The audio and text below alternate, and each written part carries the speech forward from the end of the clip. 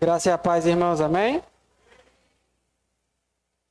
Agradecemos a Deus por estarmos aqui, mais uma vez na casa do Senhor, para louvar e engrandecer o nome dele. Irmãos, eu gostaria de fazer uma leitura com vocês em 1 Reis, capítulo de número 11, a partir do verso de número 1. 1 Reis 11, a partir do verso 1.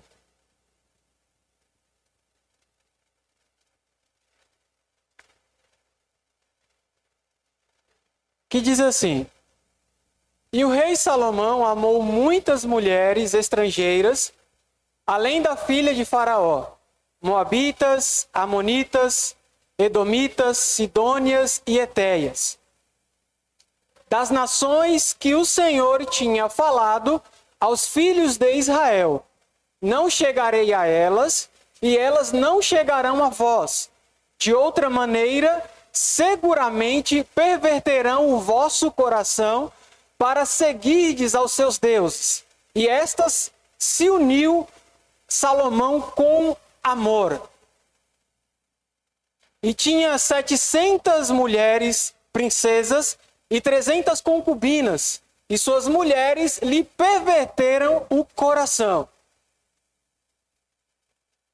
Porque sucedeu que, no tempo da velhice de Salomão, suas mulheres lhe perverteram o coração para seguir outros deuses, e o seu coração não era perfeito para com o Senhor seu Deus, com o coração como o coração de Davi, o seu pai. Até o versículo 4. Amém?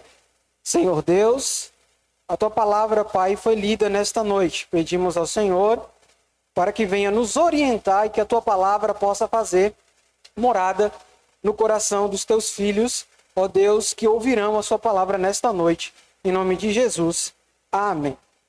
Deixa eu beber um pouquinho de água.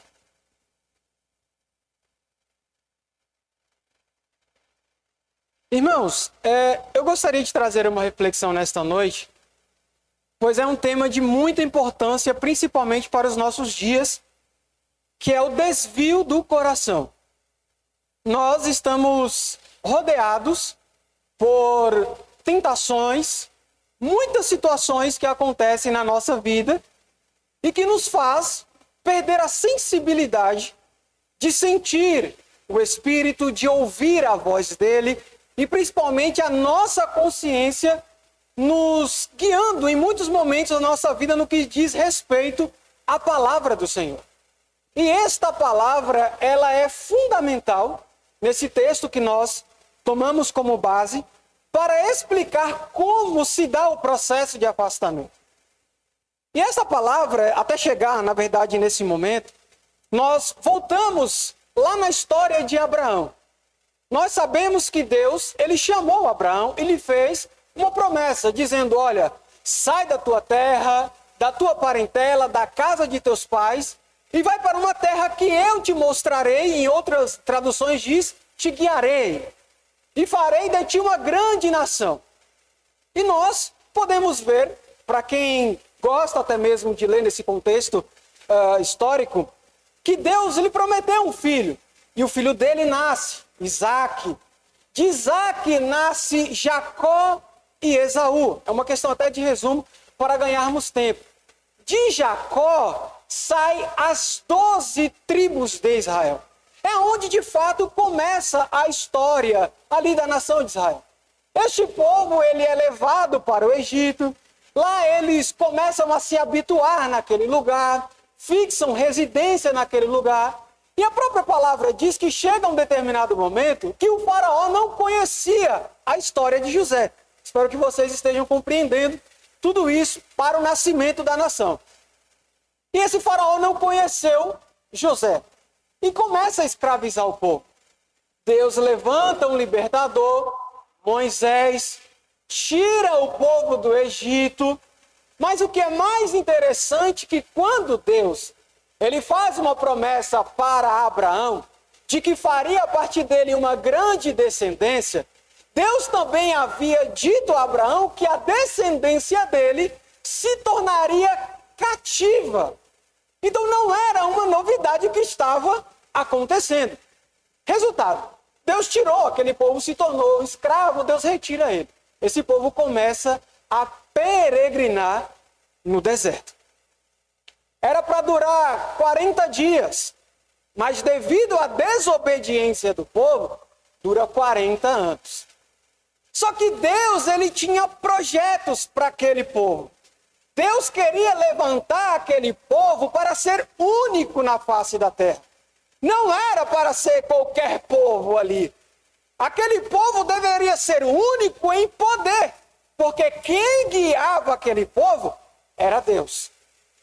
Deus se encontra junto com Moisés ali no Monte Sinai, entrega as leis para aquele povo. E o que é mais interessante é que na entrega das leis, nós podemos observar que tinha a lei civil, a lei cerimonial e a lei moral. A lei civil é como diz respeito à nossa Constituição. Nós não podemos fazer o que bem entendemos, porque existe lei. E se você parar para ler a Constituição do nosso país, vocês vão perceber que ali existe os direitos e os deveres do povo, do cidadão comum. E nós não podemos infligir qualquer tipo de lei, por exemplo. Quando Deus entrega aquelas leis para aquele povo, era limitando eles, justamente para que eles não pudessem cometer erros. Mas é como Paulo diz, que a lei só veio revelar aquilo que o homem ele é, pecador. Porque nós só conhecemos o que é pecado porque a lei nos diz o que é pecado. A moralidade que deveria estar presente no povo era: eu preciso andar de maneira correta. Os 10 mandamentos diz respeito ao relacionamento entre o adorador, o ser humano, e Deus. Tem a sua horizontalidade e a sua verticalidade. Então Deus queria estabelecer um relacionamento com este povo. Esse povo só deveria obedecer, nada mais. A Constituição de Israel, se nós formos olhar ali, o Pentateuco, a Torá, como diz os judeus. Esse povo chega um determinado momento que eles estão prestes a entrar na Terra Prometida. É onde o livro de Deuteronômio nos mostra que é um resumo, a memória de tudo. E o que sempre a lei estava dizendo, que Moisés, antes de morrer, diz: olha, vocês escolham as bênçãos ou as maldições. As bênçãos do Monte Gerizim ou as maldições do Monte Ebal. Cabe vocês obedecerem. Nada mais do que isso. Até aí, tudo bem. Moisés morre, Josué assume o lugar de Moisés, o povo entra na Terra Prometida, deixam de ser nômades para fixarem residências, passam a morar dentro daquele território. Tem o período dos juízes, aí nós conhecemos Débora, Sansão e etc. Só que chega um determinado momento, como o próprio livro de Juízes, ele chega a dizer que a nação estava em desordem. Porque todas as vezes que Deus levantava um juiz, era justamente para livrar o povo. Porque era um ciclo vicioso. O povo se arrependia, Deus levantava alguém, eles pecavam, se arrependia, Deus levantava alguém para livrar. Era um ciclo vicioso que tinha. Só que esta nação precisava se reestruturar. E chega um determinado momento em que Samuel ocupa cargos de juiz, sacerdote, e o outro eu não me recordo no momento. E o povo começa a pedir um rei para Samuel. Olha, nós queremos que você nos constitua, ou que Deus venha nos constituir um rei, porque as outras nações têm um rei.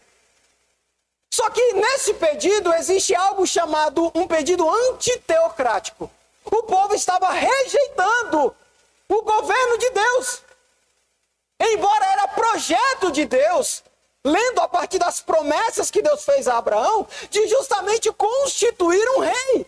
Mas deveria ser segundo a vontade de Deus. Não segundo, obrigado, meu irmão, a vontade do povo. Tudo bem. O primeiro rei a ser constituído foi Saul. Só que as recomendações seriam: vocês vão pagar imposto. E na teologia fala o termo de vassalo e suzerania. O povo seria submetido às ordenanças de um rei. Eles não teriam tanta liberdade, porque eles deveriam se submeter à vontade desse rei. Tudo bem, vocês querem um rei? Primeiro rei da nação de Israel, Saul. Um reino pragmático, um reino mais ou menos. Mas há uma mudança da teocracia para a monarquia. A monarquia é estabelecida em Israel. Temos Saul como primeiro, Davi, que de fato é segundo a vontade de Deus, porque Deus manda Samuel ir até a casa de Jessé. Entra na vontade perfeita de Deus, não na vontade permissiva. Porque o pedido foi do povo, não partiu da vontade de Deus. Mas quando partiu da vontade de Deus e veio da tribo correta, Deus suscita, levanta, melhor dizendo, Davi. Temos Davi organizando todo o território da nação, lutando, guerreando. E Davi tinha em seu coração construir o templo.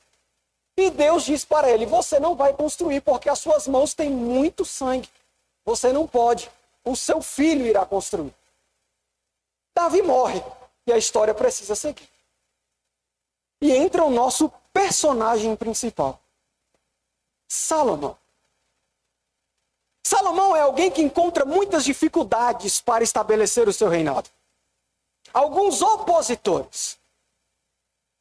Mas os deveres que o rei, ele deveria ter, era meditar na palavra do Senhor. E o próprio Davi havia dito para Salomão, para que ele pudesse guardar a palavra e praticar.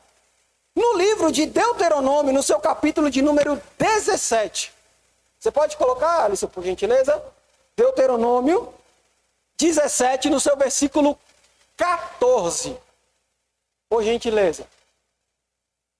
Quando entrares na terra que te dá o Senhor teu Deus, e a possuíres, e nela habitares, e disseres: porém sobre mim um rei, assim como tem todas as nações que estão em redor de mim. Perceba que o texto está fazendo referência a um período muito anterior, na qual o povo nem havia estado na terra prometida.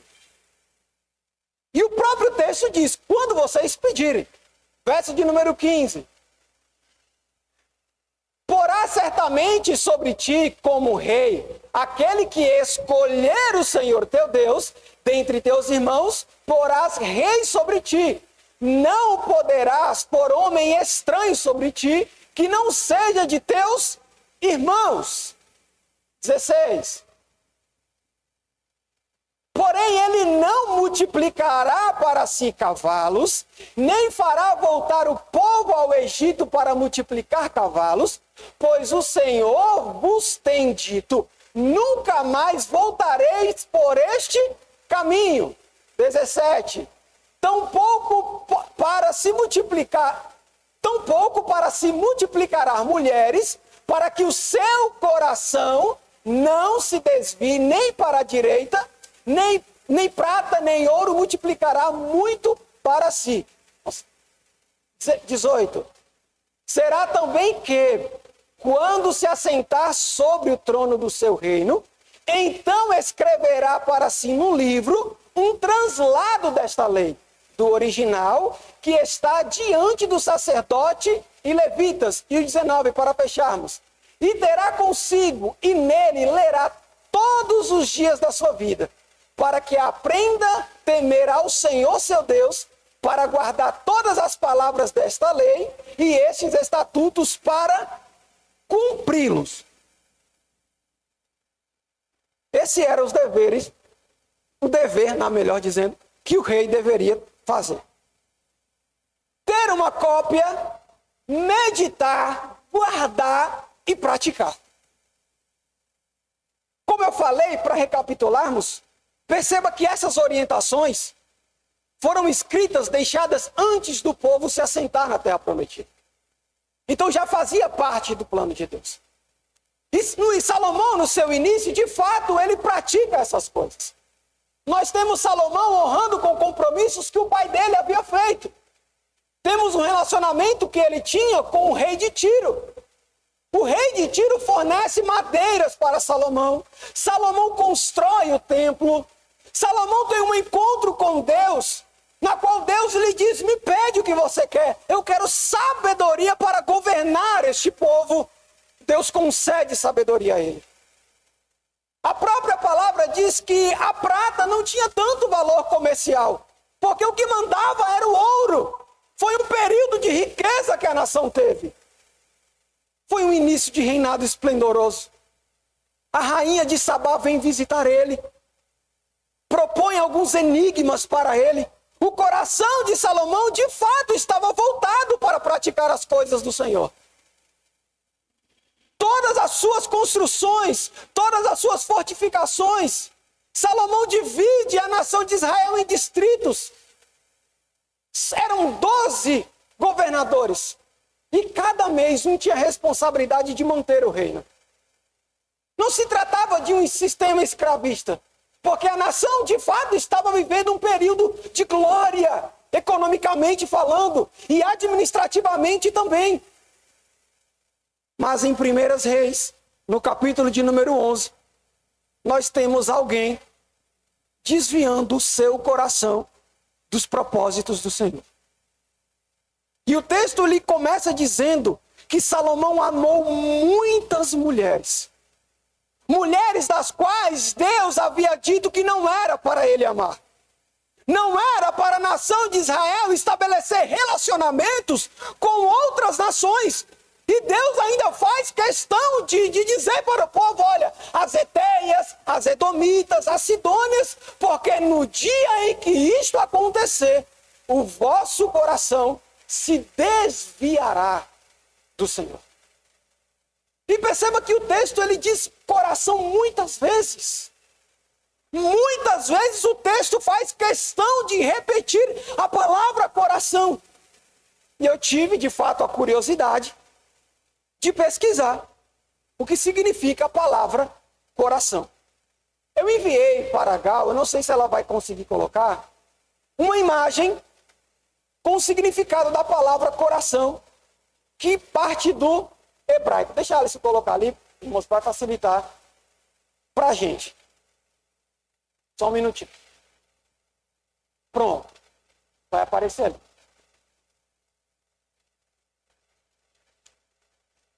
A palavra lev, no hebraico, é coração.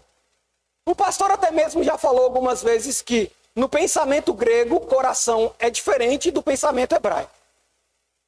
Então, dentro do contexto hebraico, o coração, as emoções, o povo entendia dessa maneira. É principalmente como lá em Provérbio diz que do coração flui a saída da vida. Era o entendimento que as pessoas tinham daqui fluir coisas importantes, intenções e muito mais. E quando nós entendemos que a palavra lev para coração, ela parte de duas palavras, o nome dessa figura se chama pictograma. A primeira palavrinha, porque no hebraico se lê da direita para a esquerda, não da esquerda para a direita, como nós fazemos. A primeira palavrinha ali, que é lamed, eles dizem que esse pictograma se parece com um cajado. É tanto que se você for ver no Salmo 119, lá vai ter lamed, bet, gimel e muitas outras palavras como essa, que todas essas têm um significado. Então, quando ele diz que lamed faz parte de lev, ele está dizendo que o simbolismo dessa palavra, lamed, é um cajado. E o cajado no Antigo Oriente era usado justamente para o pastor resgatar ovelhas. Lá no Salmo 23 diz, olha, a tua vara e o teu cajado me consolam. A vara era justamente para corrigir as ovelhas rebeldes. E é justamente o cajado que era um semicírculo. Quando uma ovelha caía em um buraco, o pastor resgatava ela, puxando. Então, essa questão da palavra lamed diz respeito à autoridade, liderança, ensinar e aprender. Já a palavra bet quer dizer casa. Casa. O seu coração é uma casa aonde precisa habitar o pastor que de fato cuida da gente. Porque se o meu coração está repleto de coisas como insensibilidade, como a questão do pecado habitando no meu coração, a sua casa está armazenada de coisas que estão implicando o seu andamento na presença do Senhor. O principal mandamento para a nação de Israel era o quê? Amarás o Senhor teu Deus de todo o teu coração, de toda a tua alma, de todo o seu entendimento.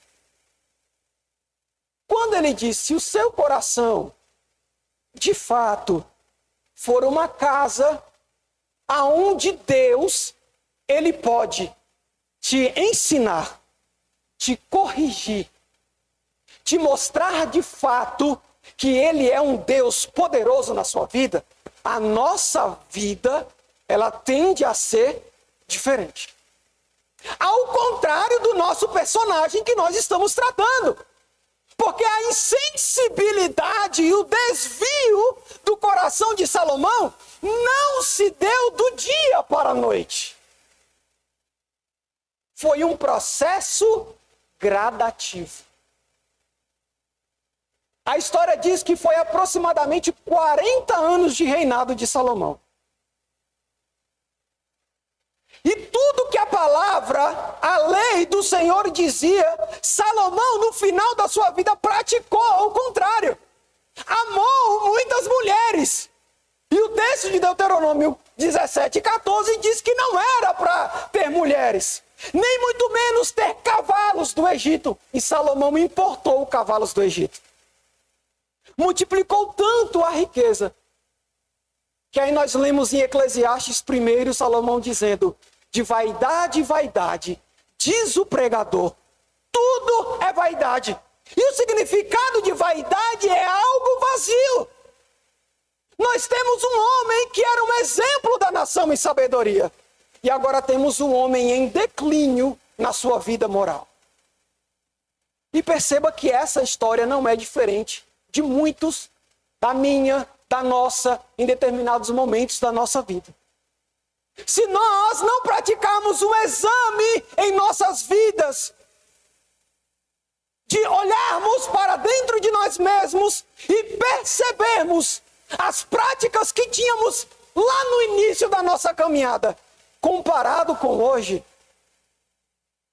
eu digo por mim mesmo, é vergonhoso para mim mesmo. Quando eu tenho algumas lembranças de como eu era no início da minha caminhada e como eu sou hoje.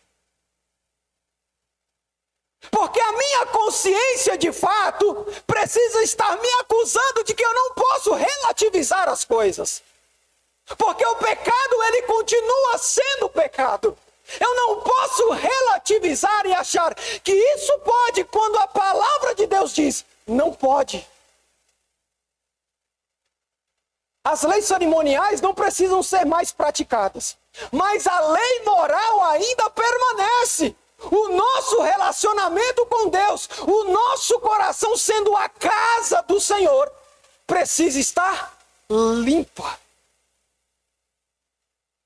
E quando eu estava lendo, que diz que o processo foi gradativo, me trouxe à memória a igreja de Éfeso. Quando o próprio Jesus diz, mas eu tenho algo contra ti. Vocês abandonaram o primeiro amor. E quando nós abandonamos o primeiro amor, nos tornamos insensíveis em muitos momentos da nossa vida em perceber os perigos que corremos em muitos momentos da nossa caminhada. Porque paramos e analisamos, olha, isso é tranquilo, não tem problema algum. E aquilo vai alimentando no seu coração a sua casa, onde deveria estar a presença, residir as leis. E as coisas vão começando a entrar por um caminho que quando você der por conta, pode ser tarde demais. Como a própria palavra diz, há caminhos que para o homem parecem ser certos. Aos seus olhos parecem ser certos, mas o final dele é morte. Quando Paulo diz, lá em 1 Coríntios, no capítulo 11, a partir do versículo 23, que ele diz, examine-se, pois, o homem a si mesmo. Entendo que o contexto que Paulo estava falando era justamente sobre a ceia, mas a palavra exame é quando eu analiso a minha vida, olho para dentro de mim e percebo, eu estou falhando. Eu estou errando. Eu não posso perder de vista os princípios. Davi, ele diz, escondi a tua palavra no meu coração para não pecar contra ti. Davi sabia que o coração dele era a casa de Deus. E Davi foi o homem segundo o coração de Deus. Não é à toa que a repetição da palavra coração aparece na Bíblia. Eu não posso viver no mundo de hoje aceitando uma certa normalidade que vão contra os princípios. E princípio não se negocia. A igreja jamais pode negociar princípios. A palavra ainda continua sendo palavra. E Deus continua sendo Deus. Ele não muda. Ele é imutável. E ele também é justo. E para concluirmos, o nosso personagem, que viveu momentos tão maravilhosos, de riqueza, estruturou a nação de Israel administrativamente, economicamente, nós temos um declínio desse personagem. Um declínio nas suas atitudes. Porque o próprio texto diz que as mulheres que ele tinha perverteram o coração dele. E a nação que deveria adorar somente um Deus passa a se tornar sincretista, reunindo várias religiões, adorando a vários outros deuses. E o próprio texto, lá em Êxodo, diz que não terás outro Deus além de mim. E Salomão rasga do seu coração, de fato, quem era Deus. Porque uma vez que estamos firmados em Cristo, pode vir o que for, nós não negociamos.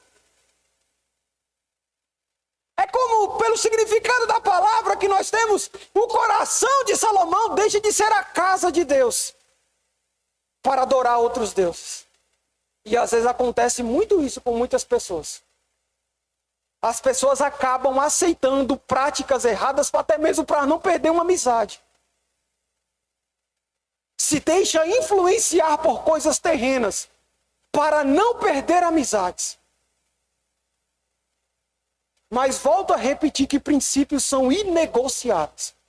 O seu coração precisa estar voltado para o Senhor. O nosso coração precisa estar voltado para o Senhor.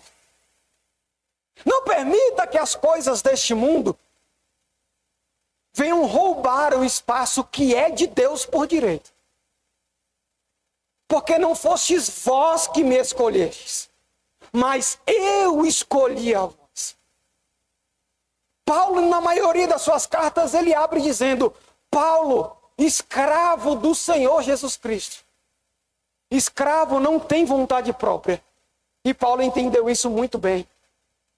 Ele estava dizendo, No meu coração, Deus, quem governa é o Senhor. A minha vida, ela é governada por Ti, Pai. Tudo posso naquele que me fortalece.